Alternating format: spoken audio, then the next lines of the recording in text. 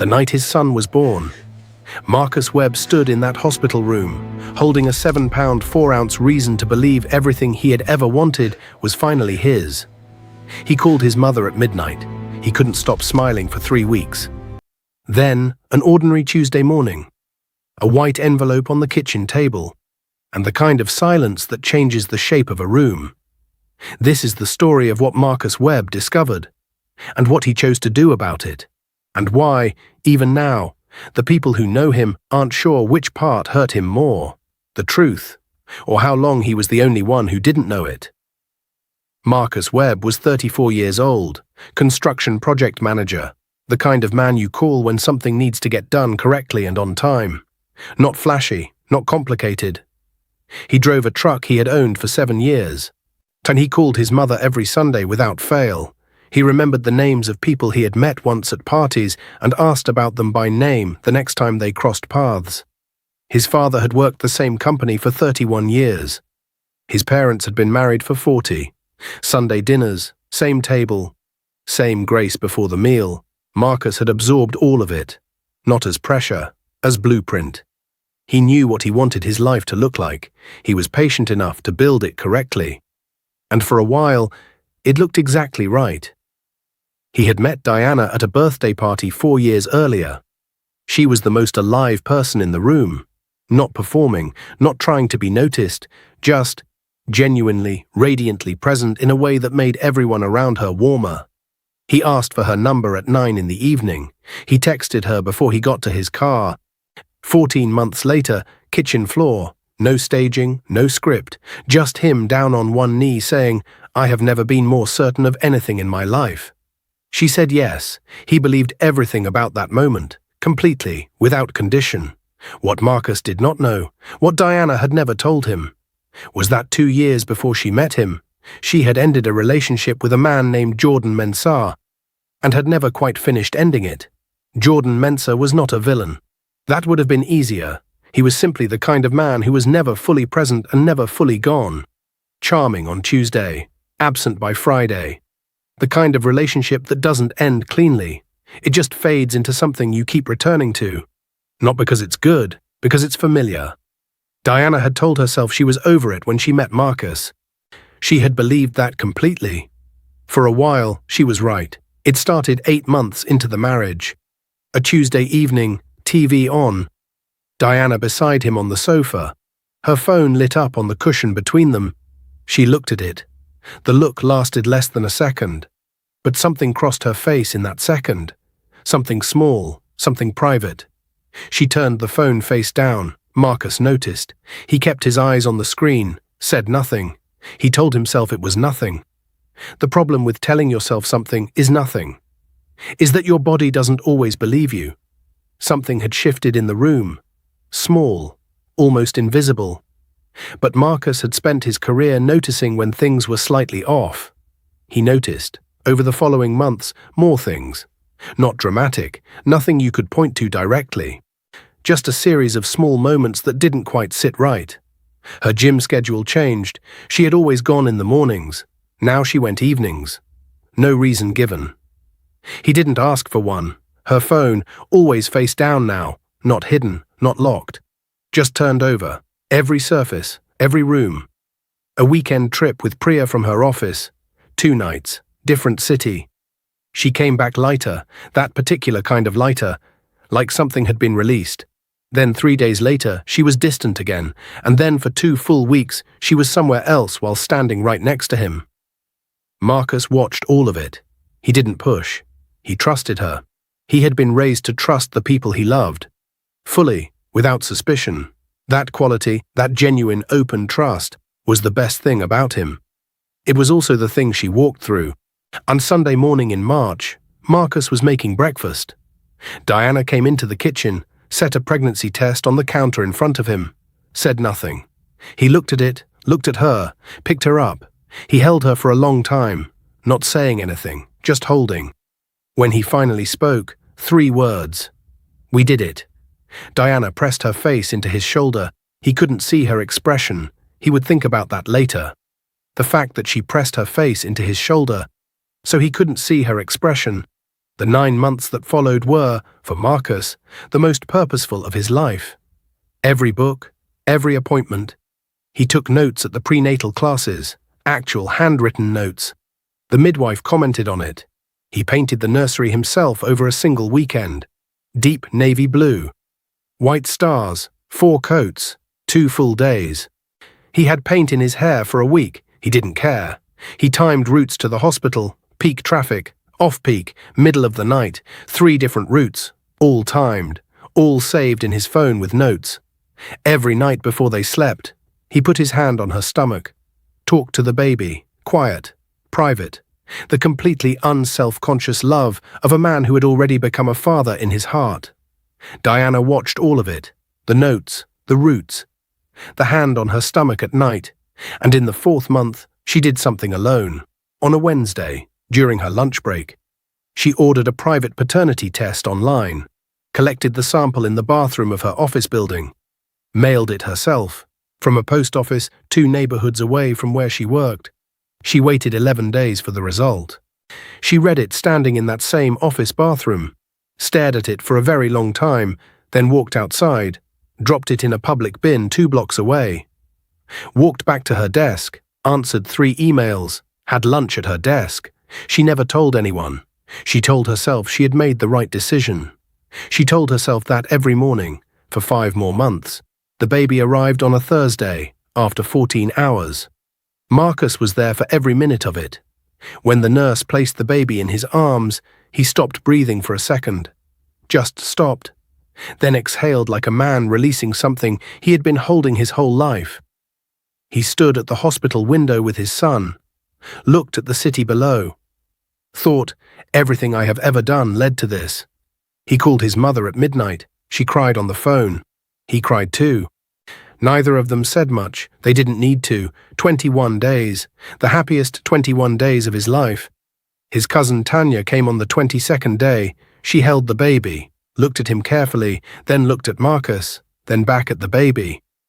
She didn't say anything, but Tanya, who had never in her life held a thought in her head without saying it out loud, said nothing. The specific quality of that silence, Marcus felt it land in his chest. He told himself he was projecting. Then his mother brought the photo album. Baby pictures of Marcus. She held one up beside the baby, smiled, said, "Look at that. Same chin." Marcus looked at both images. He smiled back at his mother, put the photos down, went to the kitchen, ran the cold tap, stood there with both hands gripping the edge of the sink. For 4 minutes. He heard his mother laughing in the living room. Heard the baby make a sound. He turned off the tap, dried his hands. Walked back in. He said nothing. But something had moved in him, something that did not move back. 3 in the morning. Baby finally down. Diana asleep. Marcus at the kitchen table. Laptop open. He told himself he was just checking something. He typed Jordan Mensah. The profile was semi-private. But there, in a group photo from a conference, was Diana. Background. Out of focus, but unmistakably her. The date on the post, the same weekend as the trip with Priya. Marcus sat back. He didn't close the laptop. He went deeper, scrolled further back through Jordan's activity. 6 months before the conference, Jordan had posted a check-in at a gym in a different city. Diana had commented, "Looked fun." 2 words. From his wife, to this man. 6 months before she told him she was going away with Priya. They had been in contact the whole time, not loudly, not obviously, just quietly, in the background, the way Jordan always was. Marcus went through credit card statements, 14 months of them. Hotel charge on Diana's personal card. Different city, same weekend as the conference. He sat with that, then kept going. A flower delivery receipt. 8 months ago, charged to Diana's card, delivered to a residential address, not their home, not her office. He searched the address, residential building, same neighborhood as Jordan's gym check-in. Marcus closed the laptop, sat in the dark kitchen. He had gone in thinking this was a weekend. A single moment of weakness. A mistake. It was not a weekend. He lay in bed that night. Diana asleep beside him. Baby monitor glowing green. House silent. He ran the numbers. He was always precise with numbers. The conference weekend, the hotel, the flower delivery, the gym comment. The phone turned face down on the couch all those months ago. One of those things is explainable, 2 is coincidence, 5 is a pattern. He looked at Diana sleeping. She looked exactly the same face, same breathing, same woman he had proposed to on a kitchen floor. That was the part he couldn't explain to anyone. She looked exactly the same. He called Devon at midnight. Devon answered immediately, like he had been waiting. Marcus said, "I found some things." Devon said, "How bad?" Marcus said, "Bad enough that I'm ordering a test." Silence. Devon said quietly, "Do you want me to come over?" Marcus said, "No, I'm okay." Devon said, "You're not okay." Marcus said, "I know, but I'm managing it." Devon said, "Whatever the result is, I'm here." Marcus said goodnight, put the phone down, looked at the ceiling, thought about the navy blue nursery, the white stars, 4 coats, 2 full days. Then he stopped thinking about it, put it somewhere he couldn't reach it, and lay there in the dark until morning. He ordered it the next morning before Diana woke up, collected his sample alone in the bathroom, looked at himself in the mirror for a moment, then looked away. He went to the nursery.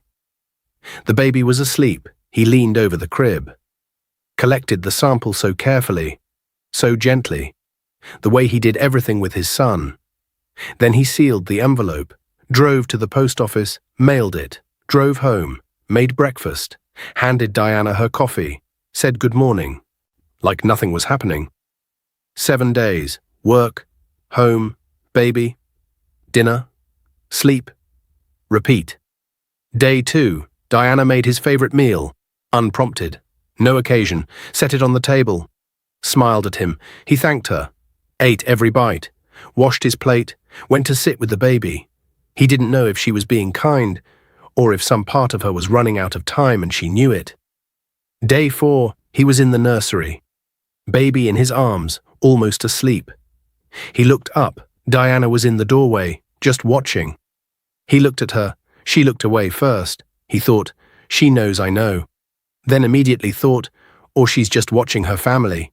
He couldn't tell anymore, couldn't trust his own reading of her. That was the worst part. The suspicion had infected the ordinary, made every normal moment feel like evidence. She asked on day 5, "Are you okay?" "Jan," he said, "just tired." She nodded. He watched her accept that, watched her choose not to look any closer. On day 7, the email arrived at 6:47 in the morning. Marcus was already at the table, already awake, already there. He made coffee, sat down, opened the email, read it, put the phone face down. 11 minutes. He did not move for 11 minutes. Probability of paternity, 0.00%. He read it again, not because he didn't understand, but because understanding something once and feeling it settle into your body are 2 completely different things. Down the hall, the baby stirred, Diana's footsteps, her voice, soft, automatic. Morning. Marcus did not move. He waited until she fed the baby, until the baby went back down, until her footsteps came toward the kitchen. She stopped in the doorway. I'd saw his face. She had seen that face before, in the 4th month, when she was waiting for her own result. She had practiced what she would say if this moment ever came. Every single word left her. He picked up the phone, turned the screen toward her, said 4 words, "Tell me the truth." Diana sat down. She told him, Jordan, the conference, not a weekend, 3 months. Overlapping almost exactly with when they were trying to conceive. Not love. She said that twice, not love. A pull toward something familiar and destructive, something she didn't have the strength to end. She knew from month 4. She tested. She saw the result. She said nothing. She told him she did it for him, that she didn't want to destroy what they had. Marcus looked at her for a long moment, then said quietly, almost calmly, "You did it for yourself, not for me. You let me paint that room. You let me time those routes. You let me hold that baby for 21 days. And you knew. You knew the whole time. Diana was crying now, Marcus was not. He stood up, walked to the nursery, stood in the doorway, looked at his son asleep in the navy blue room. The stars he had painted, one, by hand. He stood there a long time. Then packed a bag, walked to the front door. Diana said his name. He didn't turn around. The door closed. 3 weeks at Devon's. Work. Devon's apartment. Sleep. He didn't talk about it much. He processed it the way he processed everything. Quietly, methodically, in the early hours before anyone else was awake. He thought about his son every single day. Biology said 0.00, and his arms remembered 21 days of the specific weight of that child. Those two things were not the same thing. Jordan was told.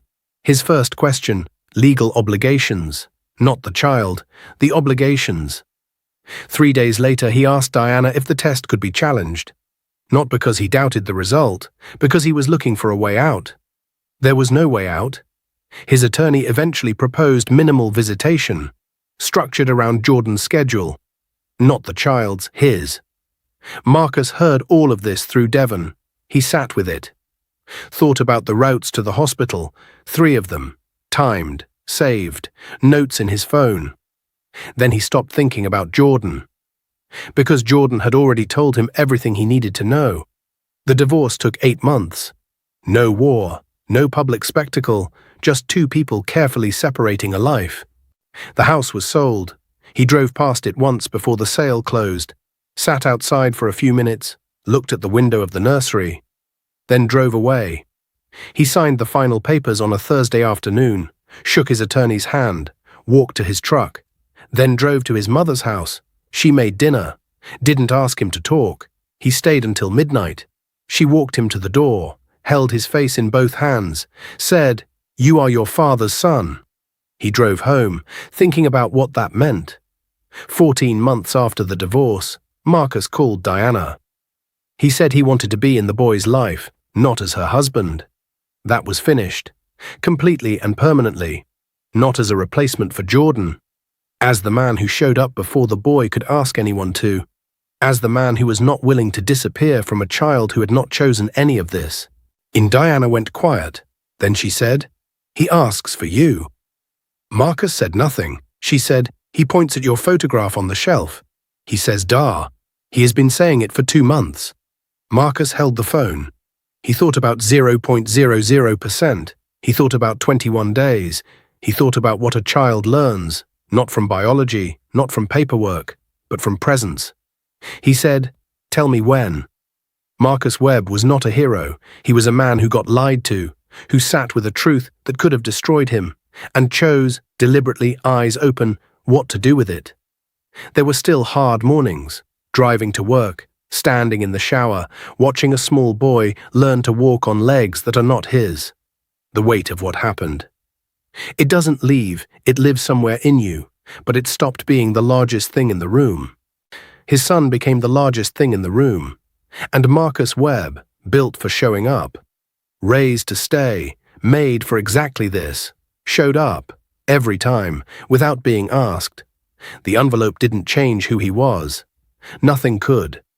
Sometimes the truth doesn't just break your heart. It shows you, with devastating clarity, exactly what your heart is made of.